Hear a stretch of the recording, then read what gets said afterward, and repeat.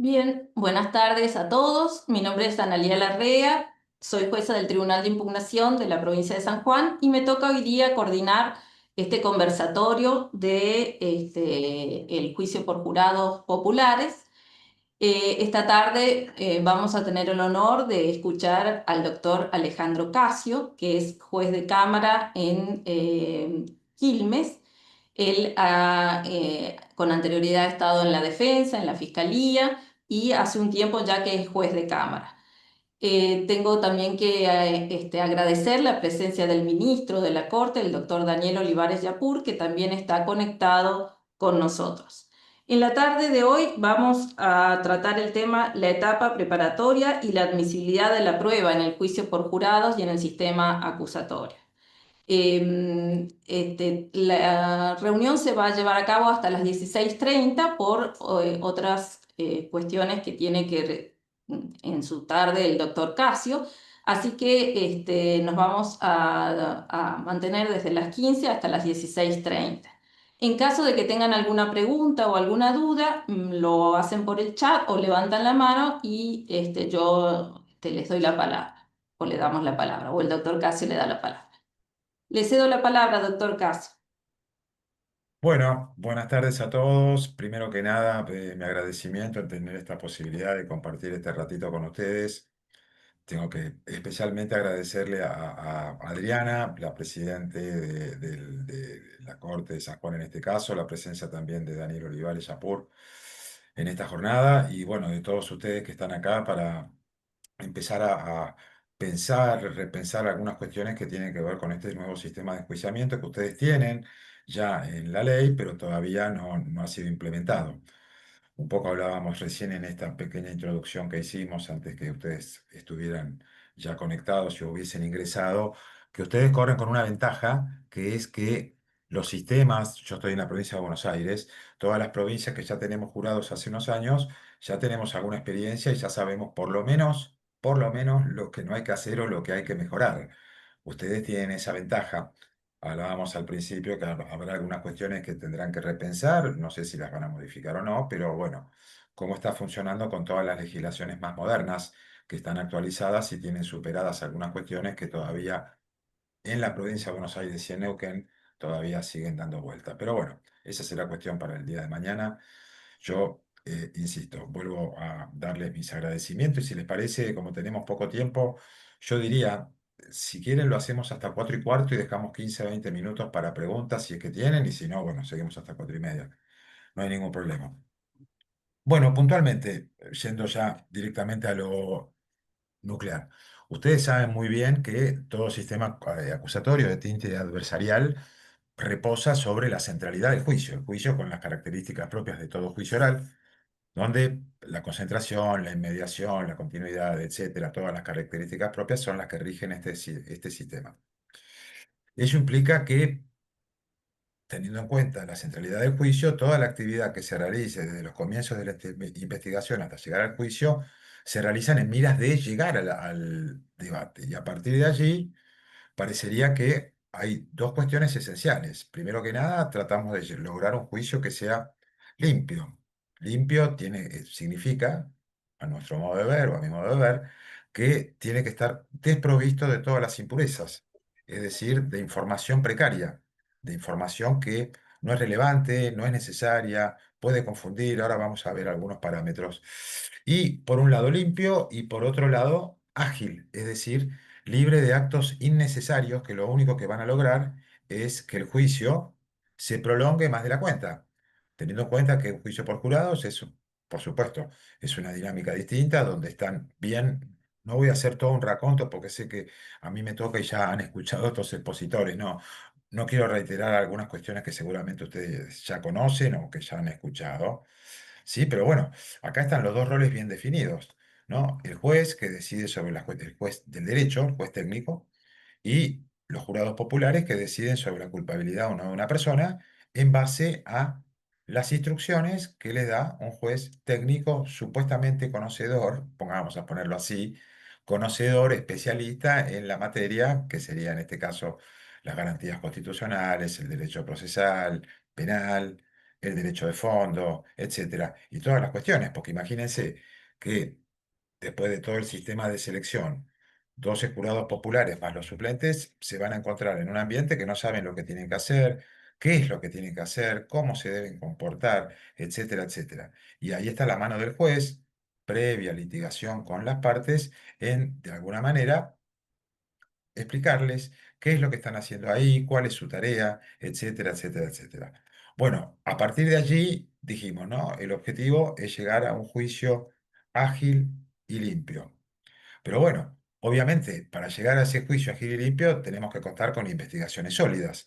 Evidentemente, si llegamos hasta esta instancia es porque hay una fiscalía que está pidiendo que el caso se eleve a la etapa de juicio porque cree que tiene una investigación sólida donde, a su modo de ver, existen argumentos suficientes para lograr demostrar la ocurrencia de un hecho punible y eventualmente la participación de los autores o el autor en el mismo.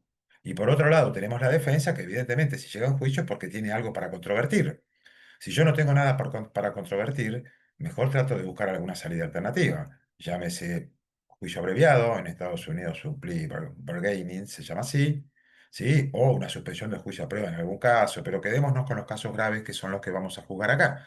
Si la defensa no tiene nada para controvertir, bueno, no conviene ir a juicio, pero puede ser en un caso donde no tengo mucho para plantear, pero eventualmente la sanción es tan severa que no tengo otra posibilidad que ir a juicio, si la prisión en expectativa es una prisión perpetua, bueno, parecería que abreviar una prisión perpetua no parecería muy razonable, más allá que algunas leyes lo admiten y otros no, pero por lo menos intentar en el juicio controvertir alguna cuestión. A partir de ahí está muy claro que acá, como dijimos al principio, se convierte esto, a mi modo de ver, y no digo que el otro sistema con jueces técnicos no lo sea, yo también soy juez, parecería que es un sistema más ordenado el de jurados. ¿Por qué? Porque está bien claro la diferenciación. Quien resuelve sobre la admisibilidad de prueba, y ahora vamos a entrar un poquito en eso, por ejemplo, la validez o no de un procedimiento, no es quien va a resolver el fondo de la cuestión, es decir, si una persona es culpable o no culpable. Si yo en una audiencia preliminar tengo que decidir excluir del campo probatorio supongamos, un allanamiento de morada y un secuestro de un arma que pueden comprometer la participación del imputado en el suceso, desde algún lugar estoy tomando partido. Porque si yo dije eso, ya estoy dándole cierta validez a una cuestión que después tengo que resolver en un otro sentido. Fíjense que acá esa resolución, lo único que va a la consecuencia de esa resolución es que si se declara la exclusión probatoria de todas esas evidencias, el jurado ni siquiera va a tener conocimiento de eso. Es decir, cuando decida, el juez es el encargado de filtrar toda la prueba que puede ser no relevante, que hace a la agilidad del juicio. Puede ser, cuando hablo de relevancia, me voy a referir, voy a hacer un paréntesis, lo vamos a utilizar, si bien hay una pequeña cuestión semántica, lo voy a hacer como si fueran sinónimos de pertinencia, utilidad, necesidad. Cuando hablamos de relevancia, quiero que se entienda que es en ese lugar. Hay mucha prueba que puede ser relevante, pero puede ser que no pueda ser admitida. ¿Por qué? Porque puede ser una prueba que cause confusión. Ahora vamos a hablar de eso. O puede ser una prueba que sea relevante, pero puede causar un perjuicio indebido que puede, por ejemplo, inflamar los ánimos de quien tiene que decidir. ¿Sí? O puede dilatar innecesariamente el juicio, o puede crear confusiones que tienen que decidir. Fíjense, una prueba puede ser relevante, pero puede ser más el perjuicio que cause, ¿sí? Y los prejuicios que generen quien tiene que resolver, que es lo que realmente eh, tiene como peso probatorio. Eso lo vamos a ver después. Fíjense, esto es muy importante. ¿Por qué digo esto? Porque nosotros estamos acostumbrados a una gran improvisación. ¿Por qué lo digo? En la mayoría de los juicios, incluso con jueces técnicos, no con jurados, por supuesto, muchas cuestiones se plantean al inicio del alegato de apertura. Es decir, cuando se le da la palabra al fiscal, el fiscal hace un planteo. Mi teoría del caso es esta. Por supuesto, tenemos que tener nociones de litigación. ¿No? Si no tenemos nociones de litigación, mal vamos a poder hacer un buen juicio. Esto va atado de pies y manos con la manera de litigar. Los que tenemos muchos años hemos aprendido a litigar al principio con un poco distinto, otro poco habiendo visto cómo lo hacía alguien que nos gustaba, cómo planteaban las cosas, cómo hablaba, cómo se expresaba, un poco de olfato, el olfato de gol ese que tenemos algo, a veces los operadores judiciales, nos gusta hacerlo así, nos parece que es convincente, pero en realidad hay reglas y nosotros esas reglas las vamos viendo, las fuimos viendo con el tiempo y hoy ya sabemos que hay reglas para hacer un interrogatorio, un contrainterrogatorio, quién puede hacerlo, quién no, cuáles son motivos de objeciones. Fíjense, un montón de cosas que son para nosotros, todos nosotros, relativamente nuevas y hemos tenido que aprenderlas porque hay reglas para litigar. Antes lo hacíamos más o menos como se nos parece y se resolvía más o menos esas cuestiones como nos parecía. Bien, mal y regular. No quiero decir con esto que se hiciera siempre mal, pero hay reglas. Pero claro, piensen ustedes que en cualquier juicio anteriormente, la defensa o la fiscalía, pero pongamos en la defensa porque parece que se verá más claro. A partir del planteo de la acusación, lo primero que hacían antes las defensas era plantear un montón de nulidades. Es decir, bueno, por supuesto, entramos al juicio, pero yo pido la nulidad de esto, de esto, de esto, de esto y de esto. Y muchas veces los jueces resolvían diciendo, bueno, no voy a hacer lugar por ahora más allá del valor probatorio que le voy a dar a esas pruebas, a esas evidencias. Y eso lo único que hacía era generar una incertidumbre enorme de parte, bueno, pero yo estoy planteando una nulidad que puede torcer absolutamente el desarrollo del juicio y el desarrollo del caso.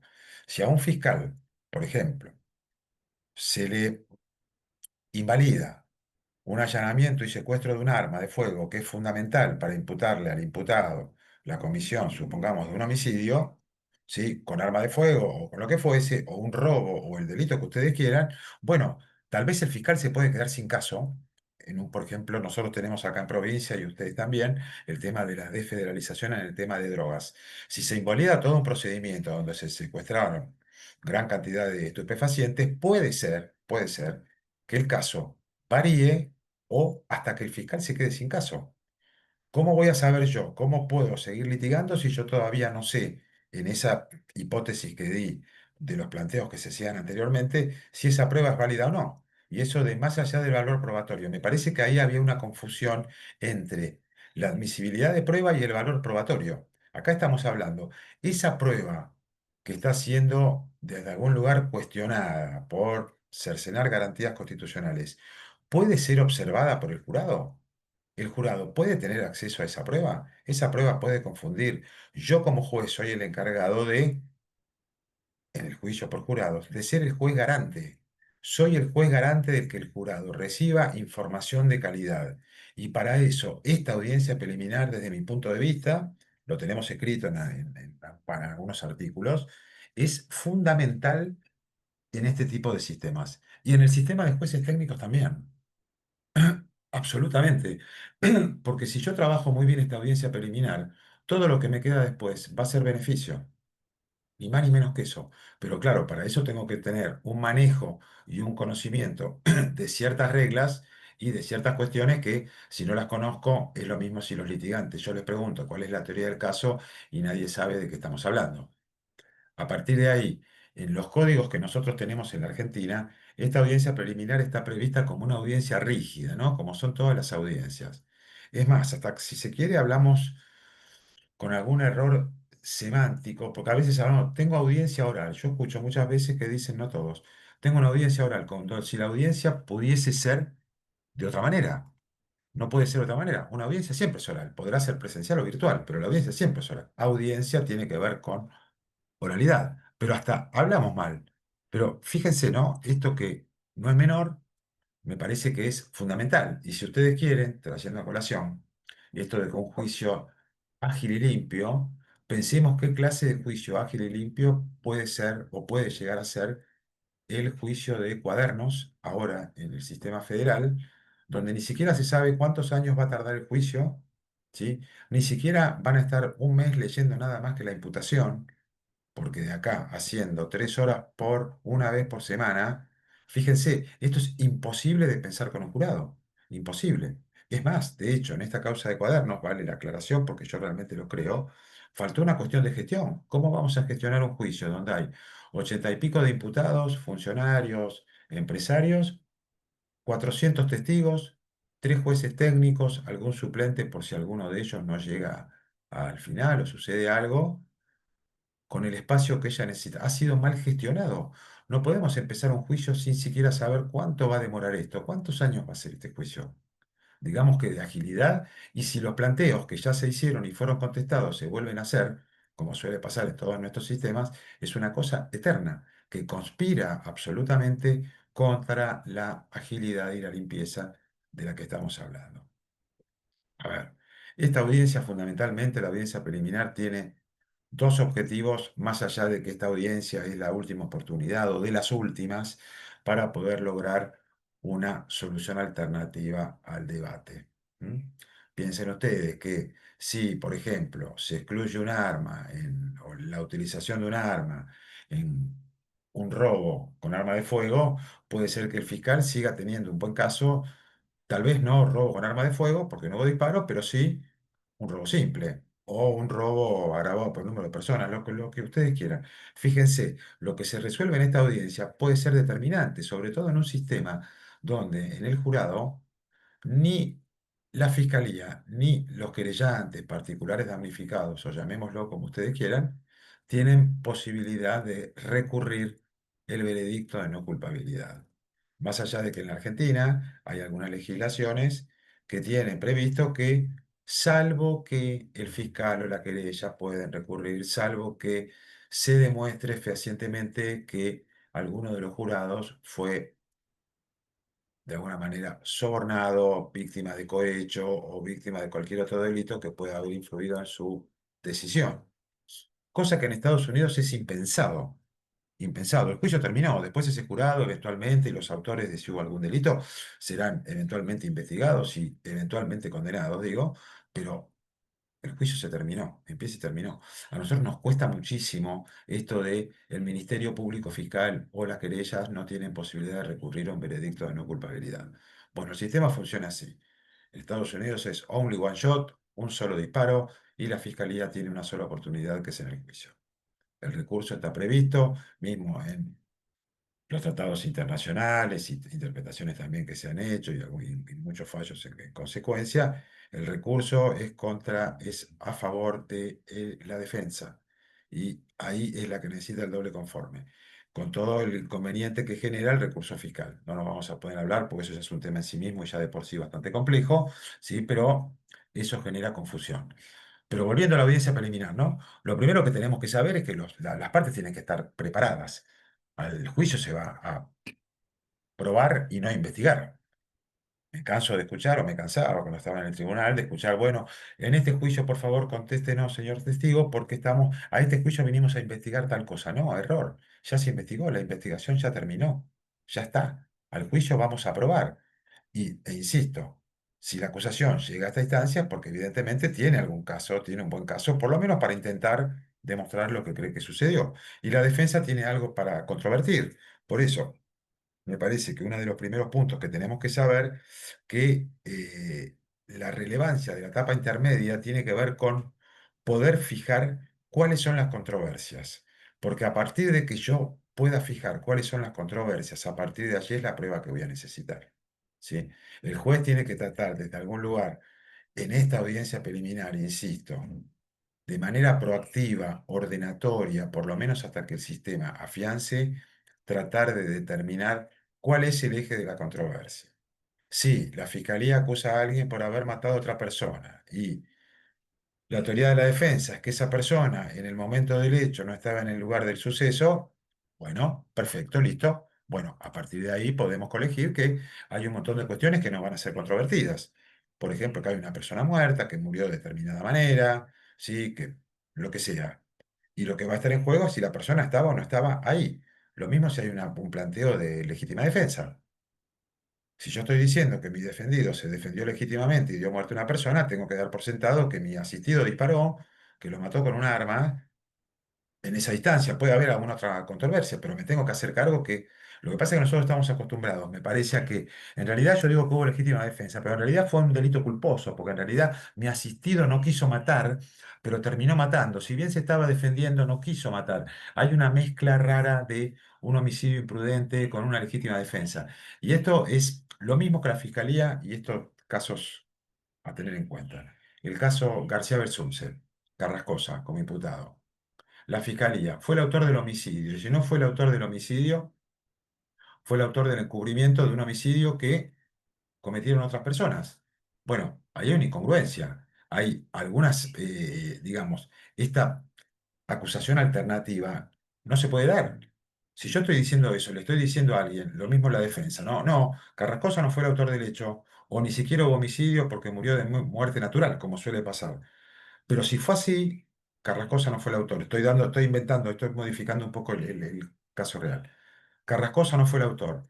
Pero si fue el autor, se defendió legítimamente. Supongamos que pudiera haber sido así. Y si no fue así, estaba totalmente drogado y no sabía lo que hacía. Fíjense, son cuatro variantes que una se anula con otra. Si la persona falleció por un tema de concausa, empiezo y termino ahí. Ya está, listo. Si no estaba en el momento del hecho, en el lugar de suceso, como quiero afirmar, no puedo decir que si estaba, se defendió legítimamente y mató a otra persona. Es como decirle a alguien, siempre decimos lo mismo en los cursos. Yo le vendo este auto a cualquiera de ustedes. Nunca tuvo un accidente, un choque, pero si lo tuvo, ni se nota. Pensémoslo esto a cualquier persona razonable, con un poco de sentido común, lo primero que van a decir es, pero ¿cómo fue? ¿Tuvo un choque o no lo tuvo? Me están vendiendo una cosa por otra. Si yo termino diciendo, Carrascosa es el autor del homicidio y si no lo fue, fue un encubrimiento, lo primero que estoy advirtiéndole a quien tiene que decidir es, ni siquiera el fiscal sabe lo que pasó. Porque a esa altura del partido yo puedo investigar si fue el autor del homicidio o fue el autor del encubrimiento. Pero una vez que llegué a juicio tengo que optar por una de las variantes.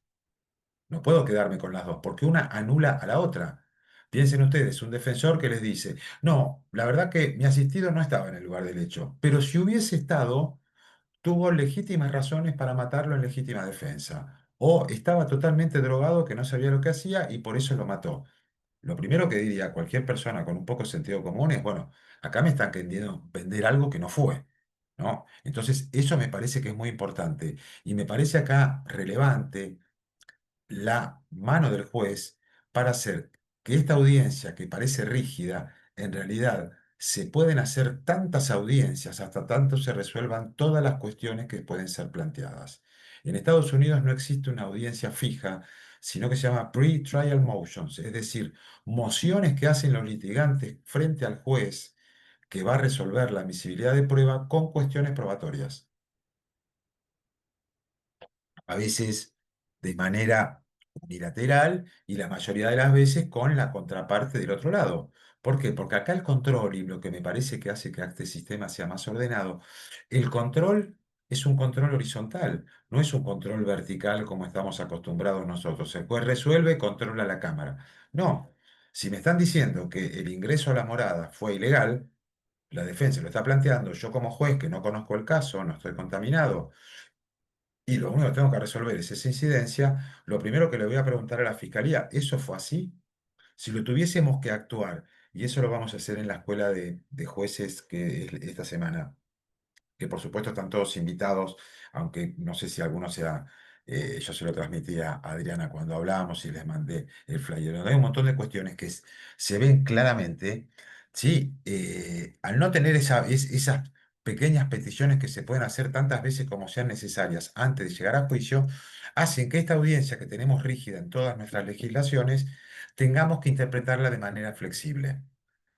Mis respuestas a muchas de sus preguntas, seguramente, y si nos volvemos a ver, van a escucharla infinidad de veces, es flexibilidad sobre todo y depende. No hay una contestación única, no existe una contestación única y todo tiene que ver con la argumentación. Porque esto que hablamos siempre, ¿no? Nosotros fuimos de alguna manera enseñados dentro del trámite. Sabemos dónde presentar un escrito, sabemos a quién tenemos que llevarle facturas para que nos despachen rápido. No decimos nada cuando nos dicen al presentar un escrito, téngase presente para su oportunidad, cuando yo podría decir, dígame la oportunidad y lo traigo ese día y me lo resuelven. No me tengan dando vueltas y esperando vaya a saber cuánto para contestarme algo. Ustedes me dicen cuándo, yo hago la petición y ustedes me la responden. ¿No? Fíjense, son pequeñas cositas a las cuales nos fuimos acostumbrando. Bueno, todo esto gira alrededor de un déficit que tenemos hoy todos, con el tema de litigar, que es argumentar. Y del otro lado, la argumentación. Insisto, en este ejemplo burdo que di, si yo soy el juez, una de las partes me pide la exclusión probatoria de un secuestro de un arma porque el ingreso a la vivienda fue ilegal, lo primero que yo haría es decirle al fiscal, esto fue así. El fiscal me podría decir varias cosas. Por ejemplo, que sí, no, eso no fue así. Si usted me da 5 minutos, voy hasta la fiscalía y traigo la orden emanada de un juez para ingresar a esa casa. A lo cual yo lo vería. Total, yo no voy a resolver el fondo de la cuestión, le diría a la defensa, pero ¿cómo es esto? No, empieza después el carnaval de excusas. No, bueno, lo que pasa es que yo ese documento no lo vi, ese día no vino, me había subrogado a alguien, fíjense. O puede ser realmente que la fiscalía diga, sí, es cierto, no había orden de allanamiento, pero había necesidad de urgencia de entrar a esa morada porque la policía venía persiguiendo al autor del hecho y como lo perdió de vista cuando dobló una calle e ingresó en un domicilio, un testigo, un vecino le dijo, al que están buscando se metió en esa casa. Y como era un lugar, digamos, bastante riesgoso, la policía tuvo que ingresar a partir de ese dato que le dio el vecino sin orden. Lo que vamos a litigar es si hubo necesidad y urgencia para ingresar a la morada y el secuestro posterior y, si quieren, la aprehensión del imputado de haber sido así. Fíjense, ¿no? Ya el planteo es distinto, a lo cual, ante el planteo de la fiscalía, yo le volvería a correr vista a la defensa preguntándole, bueno, eso fue así, y la defensa me diría, no, no, no hubo ni necesidad de urgencia. Y tal vez sea necesario producir prueba sobre prueba. Tal vez el fiscal me diga, mire, doctor, para zanjar esta cuestión, que evidentemente usted no la conoce porque usted no conoce el expediente, acá no hay expediente, ni hay que agregar nada en ningún lado. Yo veo que se sigue hablando de incorporación por lectura de esto. No, no, acá no hay incorporación por lectura de nada porque el jurado no ve nada, no tiene expedientes. El jurado resuelve con lo que sucede en la audiencia. ¿Sí? Tiene que ser oralizado. Y si hay algo que las partes están de acuerdo, será una convención probatoria, una estipulación probatoria. Fíjense, ¿no? Será una estipulación probatoria y en todo caso se leerá la estipulación probatoria para que el jurado sepa estos hechos no van a ser controvertidos. Vamos a dar por cierto que el homicidio ocurrió en tal lugar, a tal hora, tal día, con un arma de fuego, el arma es la secuestrada, lo que ustedes quieran. Pero fíjense, ya empezamos con una cuestión que el fiscal, en el ejemplo que estoy dando, y vuelvo a lo que decía antes, diga, mire, doctor, la defensa cree que hubo necesidad y urgencia. Yo creo que sí. Si le parece, hagamos prueba sobre prueba. Traigamos a los dos agentes policiales que perseguían al imputado y al vecino que dijo dónde entró y cómo fue la secuencia hasta poder haber entrado allí. Nada más vamos a hacer esa audiencia, una mini audiencia, para que vengan a declarar esos testigos nada más que sobre ese punto. No si fue el autor del hecho o no, ese es otro tema, eso será materia del juicio. Nada más para poder verificar si hubo necesidad de urgencia de entrar a esa morada. Fíjense, a lo cual, por supuesto, no va a poder ser ese día, pero podemos arreglar otra jornada para que vengan los policías, venga el vecino, la fiscalía pregunte, la defensa pregunte sobre esa incidencia y yo después con más información resolver si es válido o no es válido. Fíjense, así de sencillo, eso tiene que ver con la legalidad o ilegalidad de una evidencia, que me parece que es uno de los puntos centrales, porque si dijimos que no puede ingresar información ilegítima o no controlada por la defensa, bueno, este es el momento y no en el juicio. Esa es una incidencia que tiene que resolver el juez técnico. El jurado no puede escuchar ese litigio que se produce. Pero para eso tengo que manejar ciertas herramientas de litigación. Si no las tengo y si las partes no lo tienen, ahí empezamos con los problemas. Insisto, esta audiencia, otro de los objetivos es fijar el eje de la controversia y a veces los jueces, con una mirada que está por arriba del fragor que tienen las partes, muchas veces se dan cuenta que los planteos no son muchos. Fue el autor del hecho, hubo legítima defensa, hubo una cuestión de inculpabilidad, hubo una agresión previa, fue el autor. Fíjense, no, no, no fue, realmente hubo una concausa, el homicidio, la muerte de la persona lesionada no se produjo por el disparo de arma de fuego, sino por una infección, una sepsis generalizada que contrajo en el hospital, un virus, muchísimas cosas. Pero fíjense, los planteos no son muchos. No es el hecho no existió, no fue el autor, etcétera, etcétera, etcétera. Entonces, un poco está a la mano del juez, que no va a decidir el fondo de la cuestión, es decir, pero miren, por lo que ustedes me dicen de teorías del caso, Esto no se necesitan 150 testigos.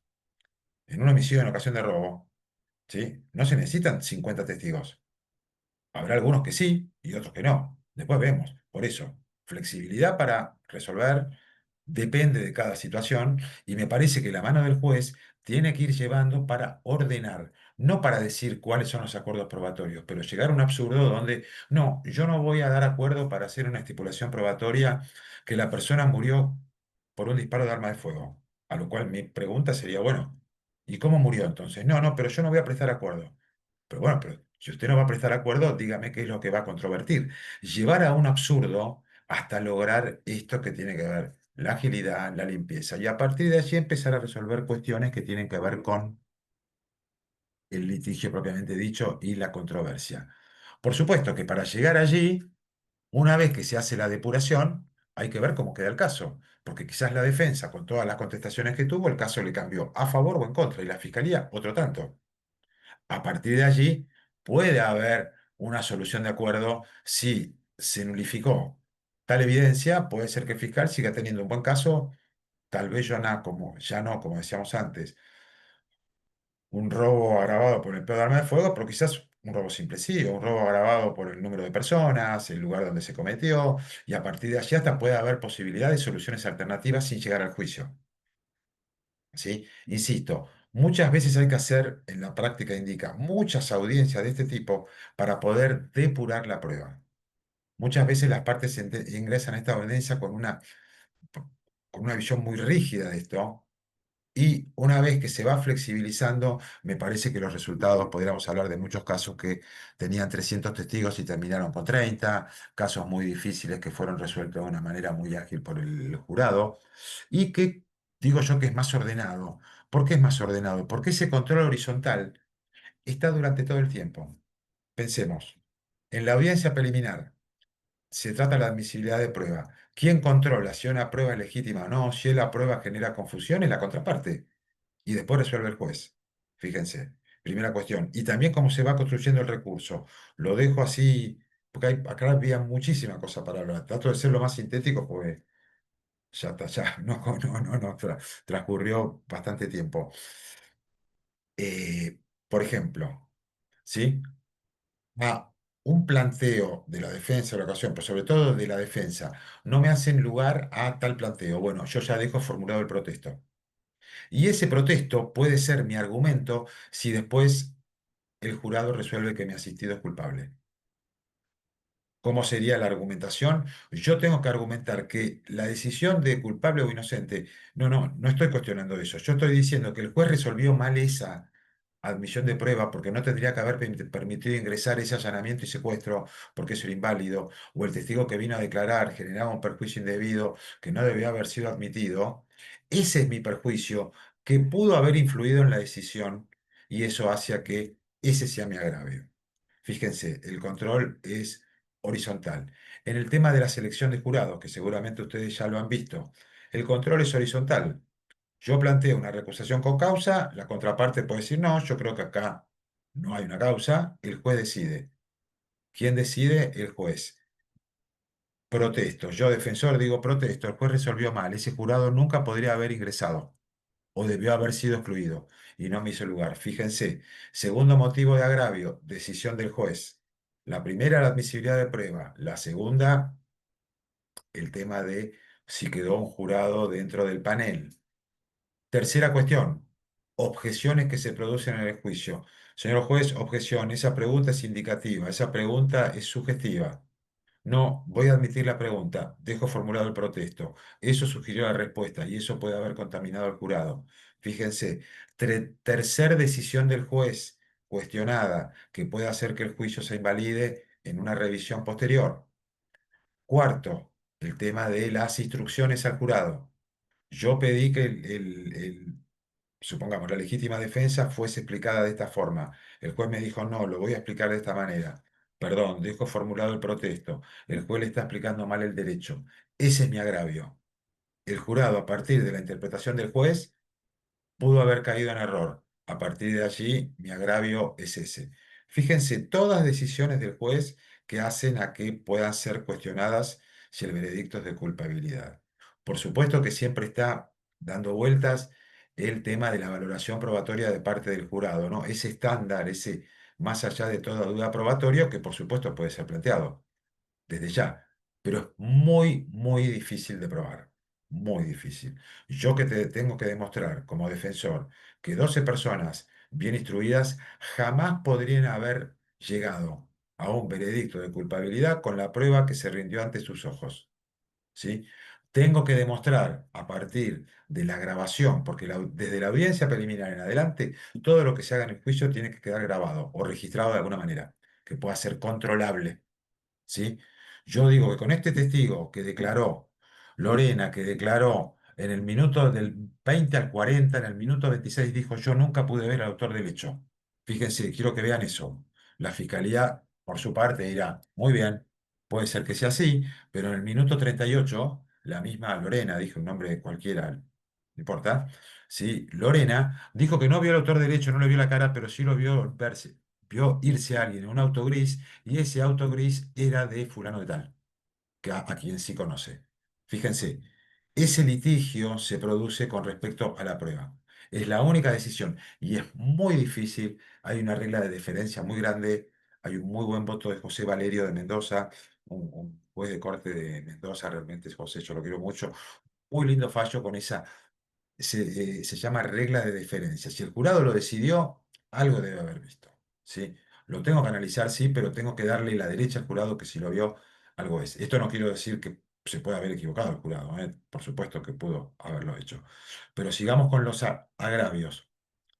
El jurado dice esta persona es culpable o esta persona es inimputable.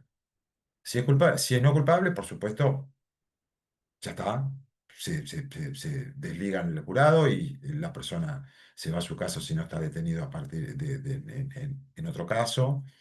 Y si es culpable, pasamos a la etapa de la cesura de juicio, que es una audiencia posterior, ya sin la presencia del jurado, donde el juez, luego de escuchar al fiscal y a la defensa o al querellante, si existiese, decide el monto de sanción sobre la calificación legal que ya los jurados le otorgaron al hecho.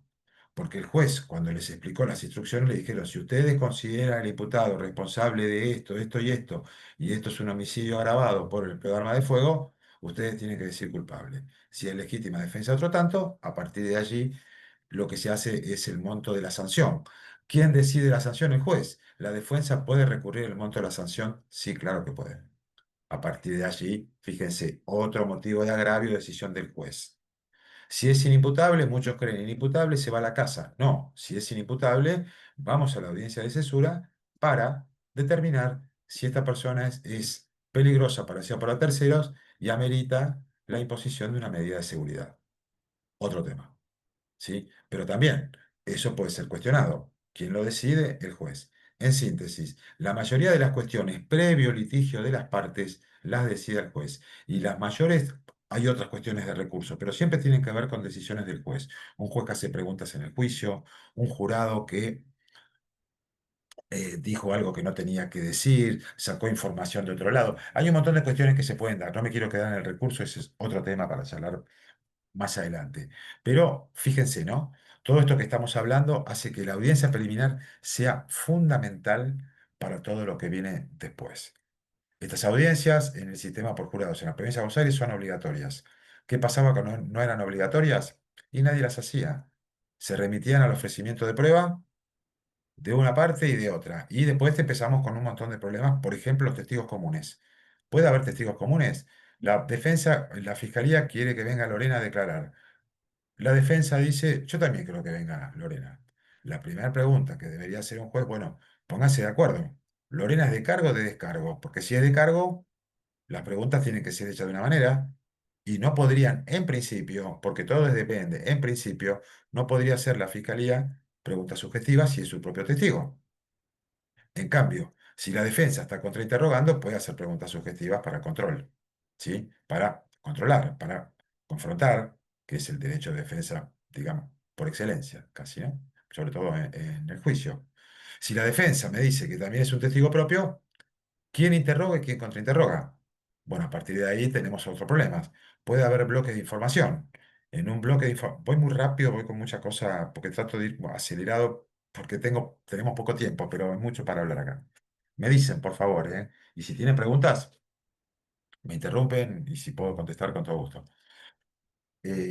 Bloque de información. En el bloque uno y 2 la Fiscalía lo quiere como testigo propio, pero en el bloque 3 que es el incidente previo que hubo entre el imputado y la víctima, la defensa lo quiere interrogar como un testigo propio. Entonces, en el bloque uno y 2 la Fiscalía va a interrogar de manera directa por su testigo y la defensa, si quiere hacerlo, contrainterroga. En el bloque 3 la defensa se invierte los roles. La defensa como testigo propio y la fiscalía eventualmente contrainterroga. Pero para eso tengo que tener un conocimiento bastante más finito, un poco de la sintonía más fina, ajustada, para saber cuáles son los bloques de información.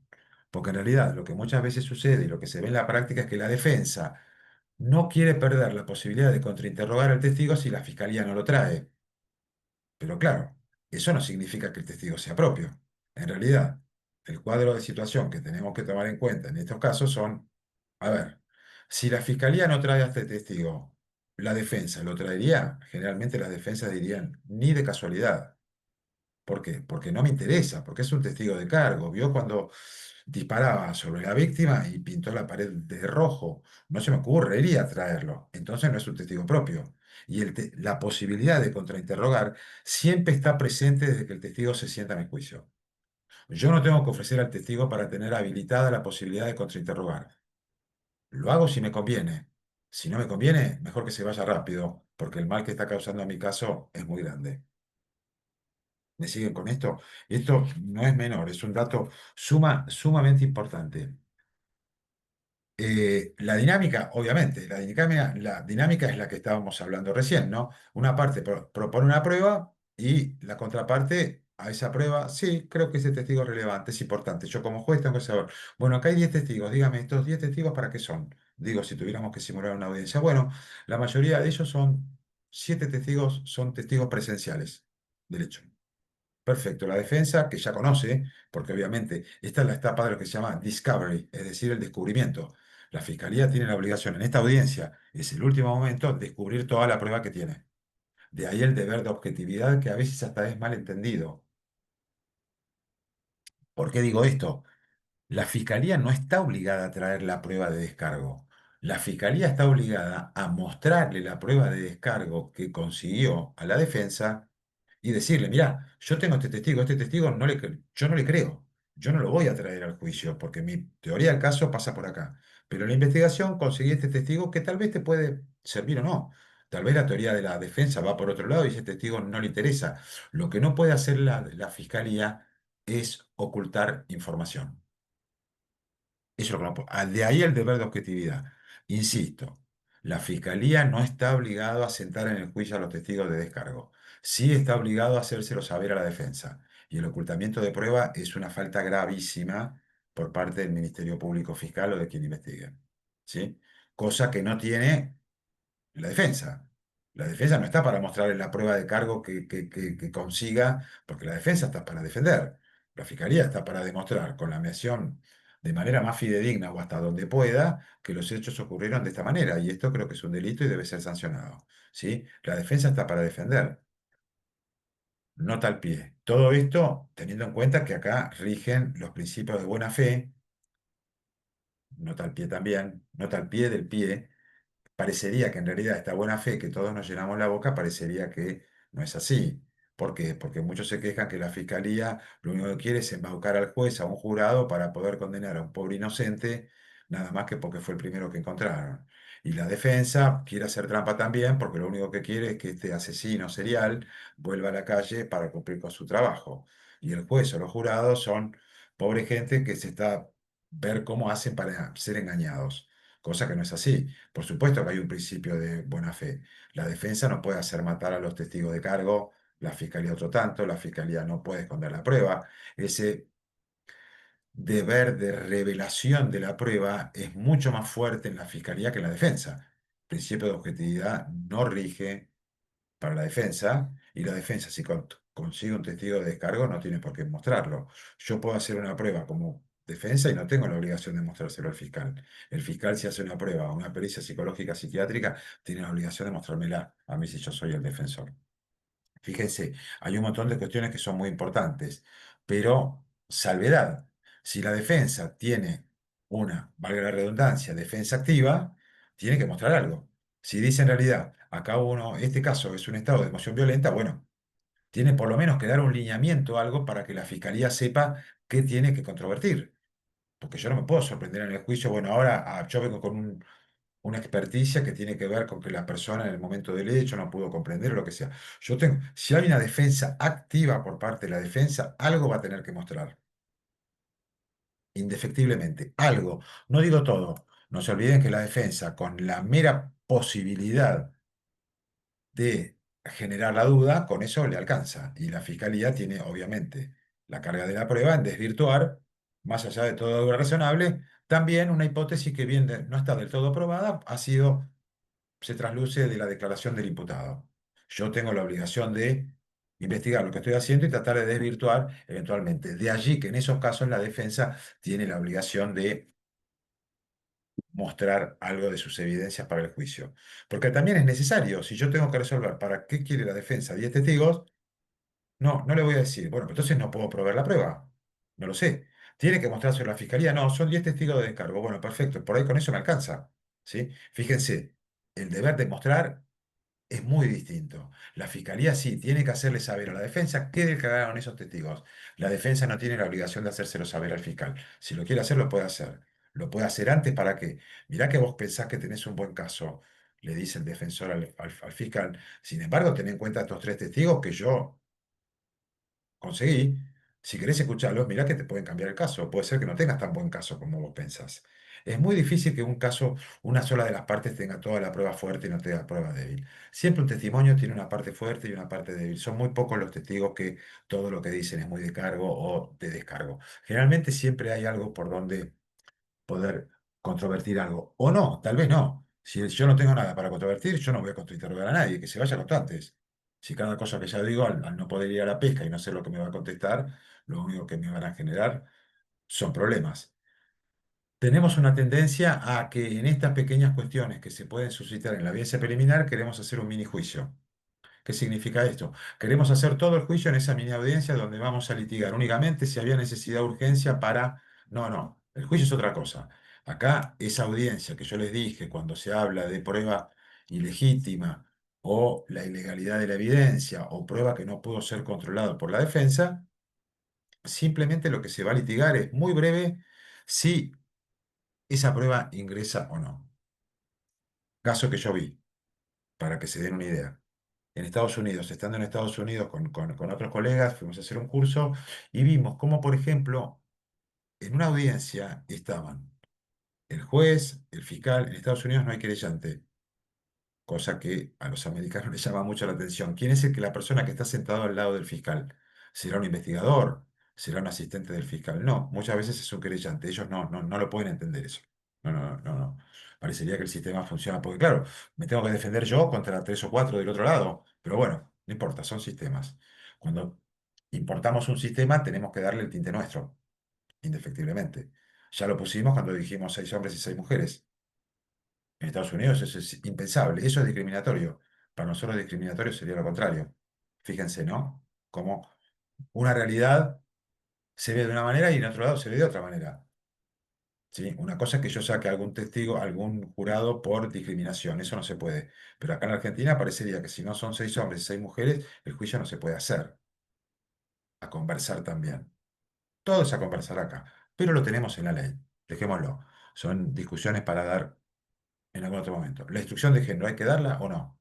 También. Algunos creen que es obligatorio, lo charlamos. Yo en Jujuy hablé y di otra posición para conversar, ¿no? Porque no quiero criticar lo que yo creo que hay no quiero ponerme en el lugar, esto se hace así, sino que creo que todos, y como estamos en un sistema nuevo, creo que es la oportunidad de empezar a pensar este tipo de cosas, porque hay argumentos para acá y para allá. Pero todos son válidos, pero lo importante es conversarlo, y esto me parece tan rico de este tipo de charlas que podemos tener. Que no quería irme de donde estaba, que no sé dónde me había quedado. Venía hablando con todo este tema de la flexibilidad de las audiencias, de ese mini juicio que se quiere hacer. Bueno, ahí está la mano del juez. la mano del juez y decir, no, no, perdón, esto no. Esta audiencia que vamos a hacer, que tiene que ver con la audiencia preliminar, es nada más para verificar si hubo necesidad de urgencia para ingresar a la morada. Nada más que eso, nada más. Y puede haber pruebas sobre pruebas. Importante. No hay mucho tiempo, por eso quiero ir con algunas cuestiones muy puntuales. Relevancia, ¿no? Relevancia. Y ese control horizontal. Yo no puedo decidir nada y a veces como yo no voy a decidir sobre la culpabilidad, no, yo puedo preguntar, ¿para qué es este testigo? ¿Para qué quieren tanta cantidad de testigos? ¿Son necesarios? Si vamos a tratar de recrear, supongamos, un procedimiento, que vengan 10 policías que van a venir desde los que estaban en la esquina, los que estaban en el auto y los que entraron. ¿No sería más conveniente que vinieran los que entraron a la casa a hacer el procedimiento, si es que está cuestionado eso? Y de los 10, ¿no sería mejor, con la agilidad que debe tener, que vengan 3 o 4? Si esos 3 o 4 no pueden venir, bueno, por supuesto, ahí habilita la posibilidad que vengan el 5, el 6 y el 7. No es que nadie se va a quedar sin prueba. La misión mía como juez, e insisto, y esto va dirigido a los jueces fundamentalmente, yo quiero que el juicio sea sano y limpio.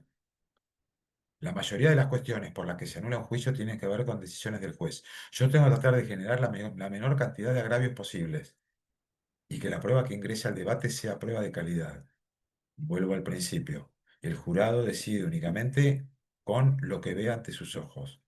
Si las partes están de acuerdo en que este testigo no es necesario que venga y lo que él dice es así, es un acuerdo probatorio. Si el hecho ocurrió a tal hora, en tal lugar, mediante un empleo de arma de fuego, etcétera, etcétera, etcétera, y las partes están de acuerdo, eso es un acuerdo probatorio. Yo no necesito traer al meteorólogo para que me diga que ese día estaba lindo y se veía bien. ¿Sí? Salvo que haya alguna controversia. Puede ser, no, ese día no se veía bien, los testigos, bueno, ahí es otro tema. Pero tiene que haber alguna controversia. Si las partes están de acuerdo, no. En la provincia de Buenos Aires y en muchas provincias, bueno, la defensa no quiere acordar que eran marido y mujer. No, decían, ¿cómo hacemos? Tengo que llamar al jefe de registro civil, que venga. No, usted tiene el acta de matrimonio, sí, y ya está. Si alguien va a controvertir eso, tendrá que hacer un incidente de redargución de falsedad. Pero en principio yo no puedo decir, no, no me gusta y yo no voy a acordar eso. Pero usted lo va a controvertir. No, no lo voy a controvertir, pero no lo voy a acordar. Pero no, no, no. Parecería cuestiones hasta absurdas, ¿no? Del sentido común. Se planteaban, bueno, ¿y cómo hacemos? Al principio todo esto ya está bastante depurado, por suerte. El fiscal se enojaba y no quería acordar nada.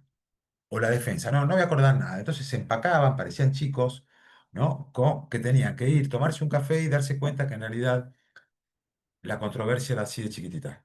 Y en realidad lo demás podía ser todo acordado. Porque en realidad hasta se desluce cuando yo empiezo a hacer un montón de planteos que lo único que hacen es confundir.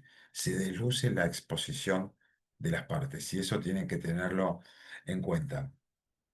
Estipulaciones probatorias, no voy a hablar, supongo que todos cuando hablo de estipulaciones probatorias saben, brevemente, es el acuerdo sobre hechos que no van a ser controvertidos. ¿Sí? ¿Puedo yo acordar cualquier cosa? No. ¿Podemos acordar la parte que a las 2 de la mañana era de día? No, por supuesto, absurdo no. Pero evidentemente hay muchas cuestiones que en un juicio se pueden acordar y no deben ser litigadas. No perdamos tiempo en eso. Yo quiero que el jurado se enfoque en lo que yo quiero que vean. Como fiscal y como defensor, no, no quiero que se dispersen con otras cosas. Por eso las estipulaciones probatorias son necesarias y por supuesto el juez no puede sugerir, pero el juez puede tratar de ya, bueno, pero en esto están de acuerdo ustedes. ¿Qué quieren controvertir? Si hay controversia, por supuesto, ahí se admitirá. Esto de, me parece, ¿no? Esto de control de ilegalidad, podríamos hablar mucho más, pero por lo menos quiero desarrollar brevemente algunos temas. El tema de la relevancia, ¿no? Dijimos, control de legalidad de esa forma. Relevancia, un testigo relevante se hace referencia al testeo, en realidad, ¿no? Al testeo de capacidad para resolver un litigio. ¿Hay alguna regla de evidencia? Nosotros no tenemos reglas de evidencia. Creo que en algún momento vamos a tener que tener reglas de evidencia. Sí tenemos algunas en nuestros códigos dispersas. Tenemos mucha jurisprudencia bastante rica que muchas veces tiene que ver con fallos de la Corte Federal de los Estados Unidos. Todo esto del fruto del árbol venenoso, de la fuente de prueba independiente, el hallazgo inevitable, bueno, todo lo que nosotros ya sabemos son, por supuesto, todo viene de jurisprudencia de los Estados Unidos, ¿no? Adaptada a nuestro sistema con otros fallos, Fiorentino, Redford, etcétera, etcétera. ¿sí? No me voy a detener en eso. Reglas de evidencia no tenemos, pero algunas dispersas en el código están. Por ejemplo, el estado civil tiene que ser demostrado de esta manera. Es una regla de evidencia, ¿sí? Los parientes de un cierto grado de consanguinidad no pueden declarar en contra del imputado. Es una regla de evidencia. Estoy prohibiendo que venga la mujer del imputado a declarar contra el imputado. No se puede, ya está. Por eso que la fiscalía traiga a esos testigos no tiene sentido, porque no va a poder interrogar de manera cargosa. Fíjense, la facultad de abstenerse de ciertos testigos de declarar en contra de. Yo me puedo abstener. Es una regla de evidencia. ¿Tenemos algunas en nuestras legislaciones positivas? Sí, todos los códigos las tienen. Algunos más, otros menos. ¿Necesitaríamos reglas de evidencia que estuvieran codificadas como tienen los sistemas anglosajones que hace cientos de años que están trabajando con esto? Sí. ¿Serían necesarias? Seguramente, pero tenemos que ir muy de a poco, muy de a poco. Acá hay alguien que me pregunta, ahora lo voy a contestar, el tema que yo hablé también, de los menores de edad para los jurados. Eh, ¿Necesitaríamos? Sí, pero tenemos que ir de a poco, porque no se olviden, estamos adaptando un sistema al nuestro y nosotros tenemos particularidades que el sistema anglosajón no tiene. Nosotros tenemos una constitución que es copia de los Estados Unidos, sin embargo tenemos institutos, nosotros nos regimos por un sistema bien inquisitivo. Estados Unidos no, totalmente acusatorio. Nosotros, cada instituto que vino del derecho anglosajón ha generado problemas en nuestra legislación, por lo menos al principio.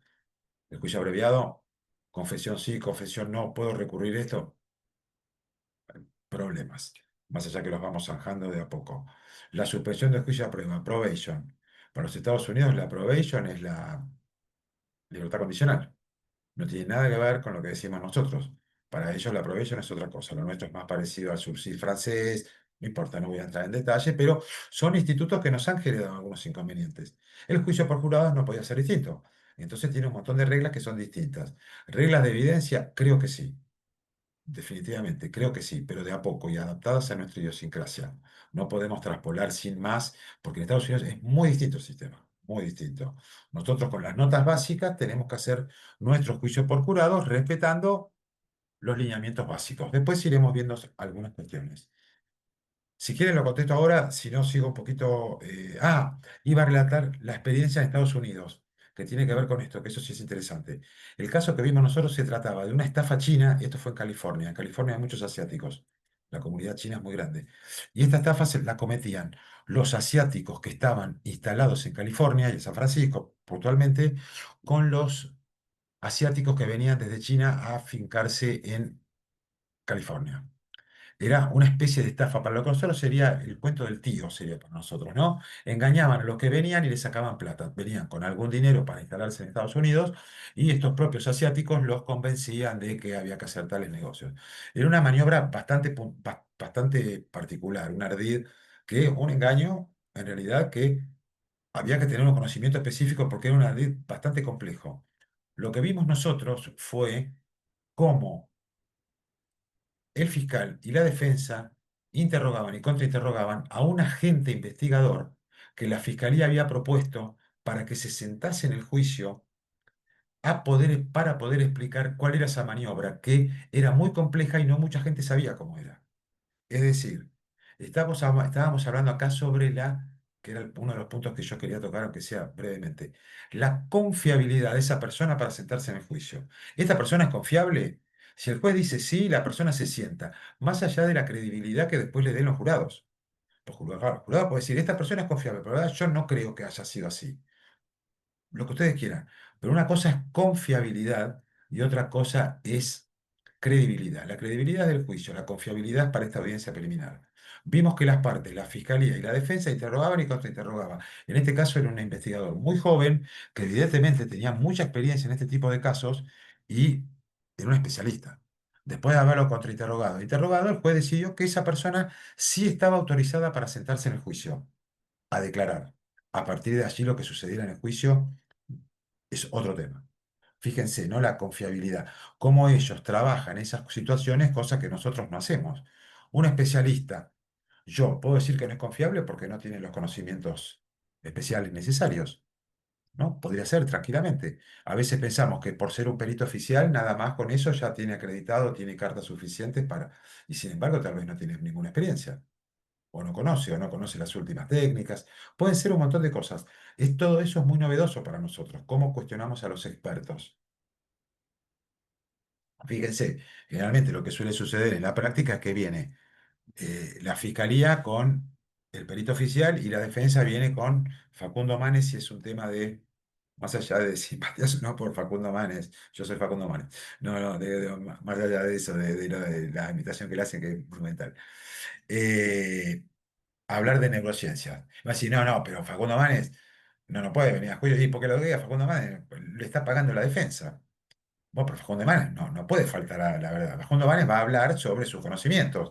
Y si yo no tengo conocimientos, tendré que tener alguno al lado que me diga, mira, lo que estoy diciendo Facundo Manes puede ser controvertido por esto y por esto. Porque el método que emplea hace 20 años que no se usa más, porque lo que está diciendo no es así, y no es por una cuestión, tengo un perito oficial y el perito oficial vale más porque es oficial porque no tiene ningún interés. No hay un interés. Acá tiene que ver con una cuestión, si hablamos de que por supuesto, yo le voy a pagar a Facundo Manes si yo lo pongo como testigo para hablar de neurociencias, no lo voy a traer para que me hable de otra especialidad que no sea la de él. No, pero el perito oficial no tiene interés. Bueno, pero por ahí no sabe nada de neurociencias, o sabe muy poco, y no puede confrontar. Fíjense que son cuestiones, bueno, pasando en limpio, después de haber escuchado el interrogatorio y contrainterrogatorio de este experto, investigador era un chico bastante joven.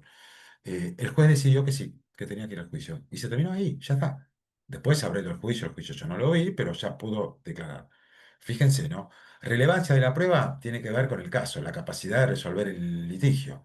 Esto es relevante porque que declare este testigo hace más o menos creíble mi hipótesis de lo que sucedió. Lo mismo para impugnar. Este testigo es importante porque me sirve para impugnar lo que dijo. Esa es la relevancia, ¿no?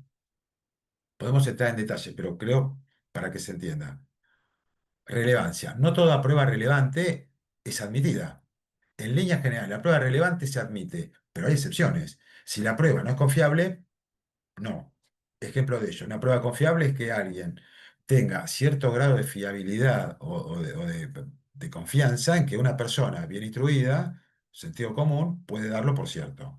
Yo puedo traer a una tarotista o una vidente. Parecería ahí que yo no puedo hacer que el jurado decida porque una vidente dijo que el autor fue fulano de tal. Esto que parece tan absurdo y que estamos todos, o estaríamos, creo, todos de acuerdo, aunque se plantean a veces algunas cuestiones en los cursos, sí, está lindo eso. ¿Por qué no puede venir una vidente? Bueno, pues si viene una vidente acá, que venga una de acá. Termina siendo un juicio entre videntes, fíjese, no es serio, no es muy serio, es muy absurdo y esto es muy básico, pero parecería que esto, que parecería tan ilógico, en el juicio de Marita Verón, declaró una vidente. En el juicio de Barreda declaró Pirucha, que era otra vidente. Fíjense, y le dedicaron párrafos en la sentencia de Barreda, que era en este caso, ¿no? El odontólogo, ¿se acuerdan? Que mató a toda la familia. Le dedicaron párrafos a la vidente, párrafos, en la sentencia, jueces técnicos. Fíjense, no, puedo traer a alguien que me diga que por la varita mágica donde detectan dónde estaba, consiguió castelar y a partir de ahí sabe que el autor derecho, parecería que no. Son cosas muy burdas, ¿no? O por cuestiones mágicas o creencias. No, eso no. Pero tenemos otros casos que son un poquito más, digamos, ya un poco más complejos. Este experto puede sentarse, tiene la confiabilidad, tiene los conocimientos suficientes de su expertise para poder declarar sobre este tema. Lo controvertimos, puede ser que sea controvertido. ¿Por qué? Porque este experto que yo estuve viendo, que es experto y no tiene ninguna maestría en los últimos 20 años. ¿Cómo puede ser? ¿Está actualizado? ¿Sabe? Lo podemos interrogar un poco a ver cuál es la técnica que utiliza. Él dice que estas las cosas fueron así. Bueno, quiero que me explique de dónde sacó, cuál fue el método que utilizó. Porque puede ser que yo demuestre que por ahí era un método muy bueno, un método muy certero en su momento, pero 20 años después la ciencia ha cambiado, o 5, 10, lo que ustedes quieran, ¿no? Fíjense, muchos casos, el testigo pueda declarar sobre lo que cree él, la opinión, los testigos no están para dar opiniones, los testigos están para decir lo que saben a través de sus sentidos. Opiniones dan los expertos, ¿sí? Testigo de oídas, tema en sí mismo, complejo, se necesita reglas de evidencia seguramente. En principio, y siempre depende.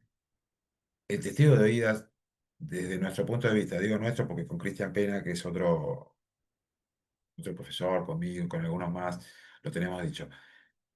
El testigo de oídas es, por supuesto, que viene a contar lo que le dijo a alguien. Lo que estoy cuestionando no es lo que me está diciendo, no es el valor de lo que está diciendo, es quién lo dijo, cómo lo dijo, en qué contexto. Yo no puedo controlar, yo como defensa tendría que hacer, mi argumento es, no, este testigo, el cabo González, no puede venir porque viene a contar lo que decían los rumores del barrio. O lo que viene un testigo corriendo y lo dijo, el autor del hecho fue tal y se fue corriendo. Yo no puedo confrontar a ese testigo, yo no sé quién es. Nunca podemos condenar a alguien con ese rumor o con ese testigo que nadie sabe quién es. Una cosa es iniciar una investigación con eso, que dispara una investigación, y otra cosa muy distinta es querer condenar a alguien con la declaración de alguien que viene a contar lo que dijo otro. Lo que yo no puedo es controlar a ese otro. Quizás es el peor enemigo de mi asistido, es el mejor amigo de la víctima, un montón de cuestiones que pueden ser. Fíjense. Tema en sí mismo, la prueba de referencia, complejo, un tema polémico, pero digo, para salir del paso, me parece que la idea sería, el testigo de oídas en principio no es admitido, salvo excepciones.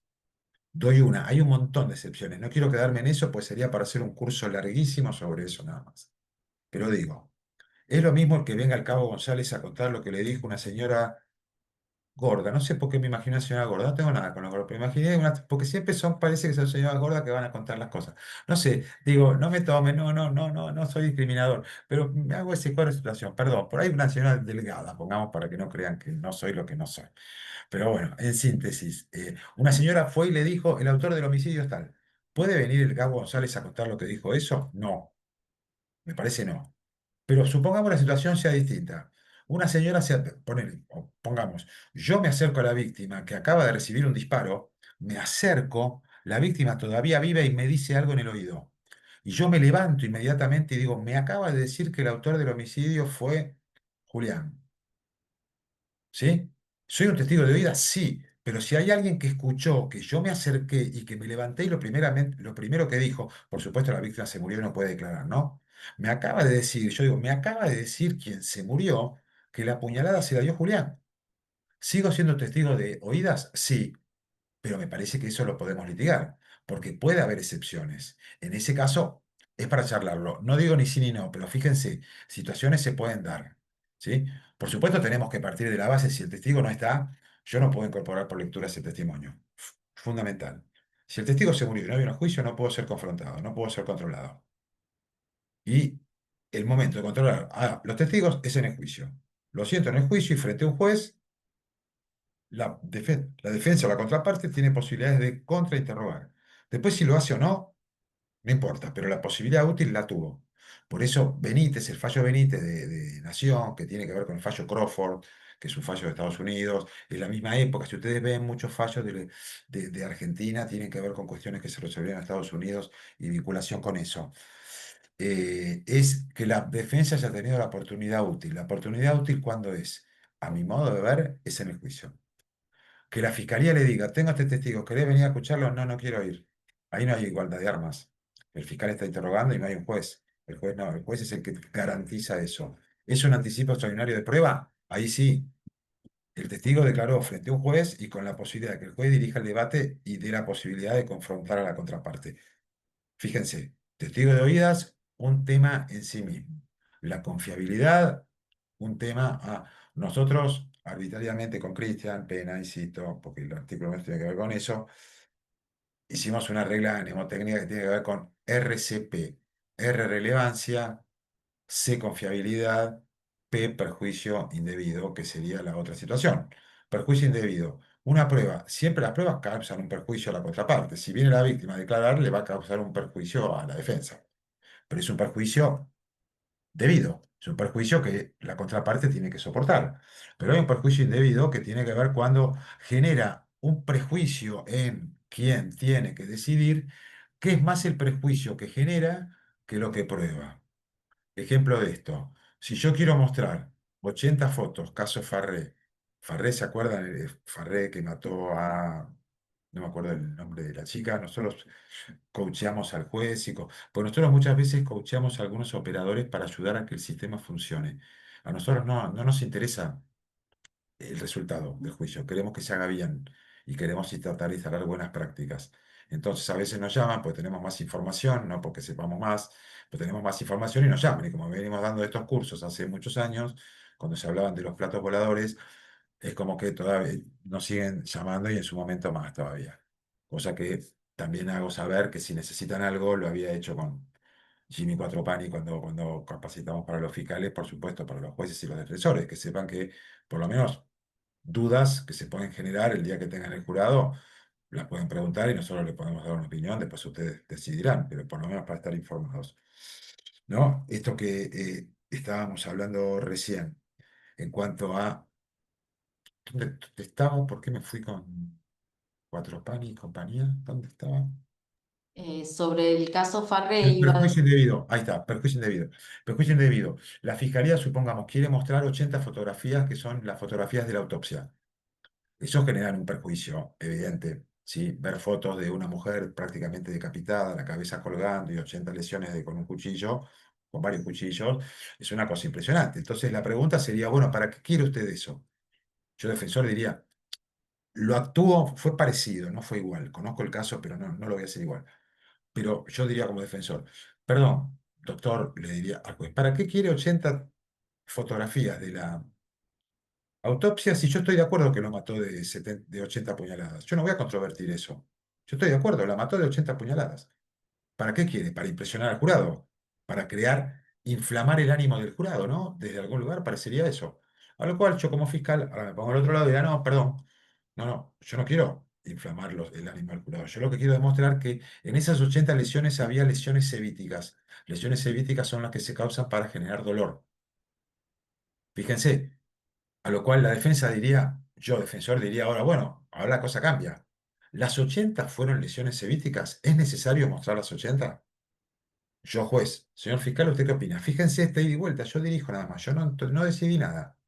No, en realidad, de las 80 yo necesitaría 10. Fíjense, de las 80 ya la bajamos a 10. 10, supongo el fiscal dice 10. Por supuesto, la defensa va a ir por más.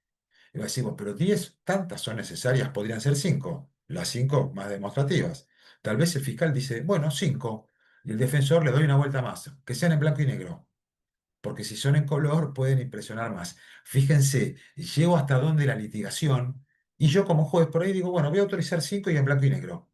La defensa no tiene agravio, la fiscalía puede cumplir su propósito, pero ya no son 80, son 5. Fíjense, causa un perjuicio indebido. ¿Por qué? Porque es más lo que inflama ánimos y lo que genera un perjuicio en quien tiene que decidir, es más que lo que prueba. Esa ecuación que hay que hacer es la siguiente. Si la prueba, ya estoy, doctor, un segundito nada más quiero terminar esta idea. Si la prueba o la evidencia prueba más del perjuicio que genera, esa prueba es admisible. Ese es un juicio de valor que tiene que hacer el juez. Es una valoración subjetiva. Si la prueba es más el perjuicio que genera que lo que demuestra, porque tal vez tengo otra prueba que puede demostrar lo mismo y no genera tanto perjuicio, esa prueba es inadmisible. Acá estamos hablando de prueba que puede generar confusión, demora injustificada del juicio, ¿sí? Cuestiones, hay algunas más, pero no importa, quiero quedarme con esas. Doy un ejemplo para que se entienda también esto y ya contesto preguntas.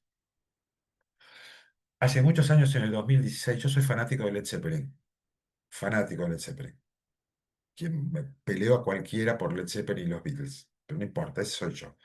Bueno, Led Zeppelin en el año 2016 fue demandado civilmente por plagio. Un cantante de una banda que se llamaba Spirit, de la época de Led Zeppelin, había muerto y su albacea testamentario hizo un juicio, por supuesto, un juicio civil por dinero, porque acusaba a Led Zeppelin de haber plagiado una pequeña partecita de un himno, no me pongo de pie porque estamos acá, pero si estuviera personalmente lo haría, de Escalera al Cielo, que es un himno de Led Zeppelin y de todos los que conocemos el rock sabemos que es como Let It Be, Hey Jude y todo eso. Bueno, les habían hecho un juicio diciendo que una partecita de ese tema había sido una copia de un tema que se llamaba Taurus, que era de esa banda que se llamaba Spirit, ¿no? Bueno, ese era el caso. Caso civil, por supuesto, demandados Robert Plant y Jimmy Page, cantante y guitarrista extraordinario de la música universal, eterna. Me gusta mucho, por eso lo digo con tantas ganas. ¿Qué fue lo que sucedió? Dijeron, bueno, lo que podemos hacer, por ejemplo, para que el jurado decida, el jurado tenía que resolver si había plagio o no, es pasar el tema tocado por Led Zeppelin, ese pedacito nada más, porque era muy chiquitito. Yo lo escuché, muy parecido, muy parecido. Y el tema de esta banda, eh, Spirit. Entonces el juez dijo, no, no voy a admitir eso. ¿Por qué? Fíjense, ¿no? Hasta dónde tienen trabajado todo esto. Porque eso puede generar confusión en el oído inexperto del jurado. Porque fíjense ustedes, el tema de Led Zeppelin está tocado con unos ciertos instrumentos y con una cierta melodía, y el de Spirit con otra. A esa prueba voy a decir que no. Y además, la ley de propiedad intelectual lo que protege son las partituras, no los sonidos. Entonces, lo que yo creo que podemos hacer es que se toquen las partituras con los mismos instrumentos, el tema de Led Zeppelin y el tema de Spirit. Ahí no se va a generar ninguna confusión porque con los mismos instrumentos van a ser tocados uno y otro con la partitura. Final de la historia es que ganamos los buenos, Led Zeppelin, no hubo plagio. Yo lo escuché, era muy parecido y Zeppelin siempre fue muy, nos acusaban de ser muy plagiadores, pero bueno, esa es otra historia. Este caso lo ganamos. Pero quiero decir, y como ejemplo me sirve, fíjense hasta dónde algo que puede generar un prejuicio, confusión. El juicio tuvo ribetes extraordinarios porque la gente eran tan famosos, Robert Plant y Jimmy Page, que la gente quería ser jurado nada más que para poder estar cerca, tocarlos, poder conseguir un autógrafo. Y esas personas no podían ser jurados. Porque claro, yo ya tengo opinión formada. Yo jamás podría ser jurado contra Paul McCartney, contra Robert Plant. Jamás podría hacerlo. Porque pues yo ya tengo bueno, una idolatría tan grande, lo que ustedes quieran, que eso no importa. Pero quiero decir, ¿no? ¿Hasta dónde eso puede generar confusión? Podría hablar mucho más, son 4:30. La experiencia de Estados Unidos la conté. Si hay alguna pregunta de esto, y si no, brevemente, si quieren, hablo de los menores de edad. Breve, pero díganme ustedes así nos ponemos Quedó, Alejandro, Sí, estás Está dime. muteado, doctor. Bueno, ahora Ahora sí, sí, ahora sí. comenzaste a hablar de unas reglitas mnemotécnicas que tenías, pero me Sí. parece que cortaste ahí. No, dije Dijiste, RCP, re- que en realidad es este, relevancia, relevancia, confiabilidad y perjuicio indebido. Si ustedes quieren, después yo les mando el artículo que tenemos para que lo vean. listo, Todo esto que hablé listo. acá, yo se los mando para que lo tengan. Tenemos un segundo artículo, pero a mí más actualizado, porque esto fue hace muchos años. Uno más Bien. actualizado, pero a mí particularmente me gusta más el primero. Me parece que eso marcó y creo que es una línea que se está desde algún lugar tratando de trabajar, porque hay mucho para trabajar en este tema. Eh, Gracias, gracias. no, por favor. Concretamente, juicio por jurados a menores, creo que sí. Creo que se podría hacer. Creo que tiene que estar reglamentado. Generalmente en provincia de Buenos Aires se planteó y las fuertes críticas. Yo estuve en un curso defendiendo esa postura que estoy hablando ahora, donde lo que se decía era que, bueno, los menores no pueden ser juzgados por sus pares. No, por supuesto, no pueden ser juzgados por sus pares. Los menores no pueden ser jurados. Eso no hay duda. Cuando la ley de Estados Unidos, yo investigué bastante el tema, habla de pares, tiene que ver con ciudadanos. No, no, no, no, no tiene que ver con menores. Un menor no puede ser. Todas las leyes en Argentina tienen que ser por lo menos mayor de 18 años. Un menor no puede ser jurado. Otro tema que se había planteado tenía que ver con la especialidad de el fuero de responsabilidad juvenil, ¿no? La especialidad, sí. que ese era un argumento fuerte, claro, pero yo lo que dije, contesté, insisto, todo esto es opinable, yo estoy dando mi opinión, no quiero decir que sea yo lo que yo creo. Pero si la especialidad, que es cierto, yo la especialidad la puedo garantizar desde el momento que el que dirija el juicio por jurado sea un juez de menores. Es más, de hecho, cuando un juez de menores se enferma, renuncia, se jubiló, muchas veces tiene que subrogar un juez de mayores. Y sin embargo, nadie se rasga las vestiduras diciendo ese juez de mayores no puede resolver. Las cámaras, yo en la Cámara de Apelación resuelvo cuestiones de menores, yo no soy especialista en menores. Y a nadie se le ocurre venir a recusarme a mí, pues yo no soy. Porque no hay salas de menores, por lo menos en la provincia de Buenos Aires. Fíjese, otro tema es la privacidad.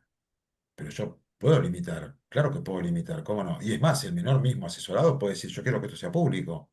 ¿sí? ¿Puedo garantizar la privacidad en algunas cosas? Sí, claro que sí. De hecho, en los juicios menores menor lo puedo hacer. En síntesis, hay un montón de razones por las que yo creo que podría ser, pero tiene que estar bien reglamentado, porque esas cosas no hay que hacerlas así. Sí se puede y vamos a hacerlo. No, tiene que ser bien reglamentado, estudiado por especialistas. Hay algunas reglas puntuales, porque el que conoce la ley es el juez de menores. Y el que va a tener que aplicar pena o no, la necesidad de pena es el juez de menores. Si el juez de menores dirige el debate, conoce esa garantía reforzada que también tienen los menores, etcétera, etcétera, y está garantizado. Mi respuesta, sintéticamente, es mucho más para trabajarlo más, pero yo creo que sí. A mí me gusta. A mí creo que es una buena oportunidad, pero insisto, reglamentado. Bueno, muchísimas gracias, doctor Alejandro Casio, por su tiempo, por todos los que se han comunicado. Gracias a que ha estado también el ministro acompañándonos, Daniel Olivares Yapur, y la presidenta de la Corte manda los saludos y me ha mandado a decir que no podía comunicarse y que le pedía disculpas porque no le ha surgido un inconveniente y no puede comunicarse. Por Pero favor. muchísimas gracias por su exposición, ha sido brillante y todos piden más, más, así que queda Bueno, bueno, ojalá podamos volver para a otra vernos. Les oportunidad. agradezco mucho a Daniel Olivares Yapur también por haberse conectado, a todos ustedes, a vos también y a todos los que han estado este ratito conversando. Y bueno, ojalá podamos volver a vernos, ojalá sea presencial, porque estas cosas son mucho más Sí. jugosas Sí, si mejor. sean Sí. de manera presencial. Bueno, hasta la próxima y ojalá sea el año que viene prontito. Gracias por Bueno, todo. gracias, doctor. Hasta Adiós, luego. adiós, muchas gracias. Adiós, Adiós. doctor. Chao, chao. Hasta luego. Adiós, adiós. Gracias.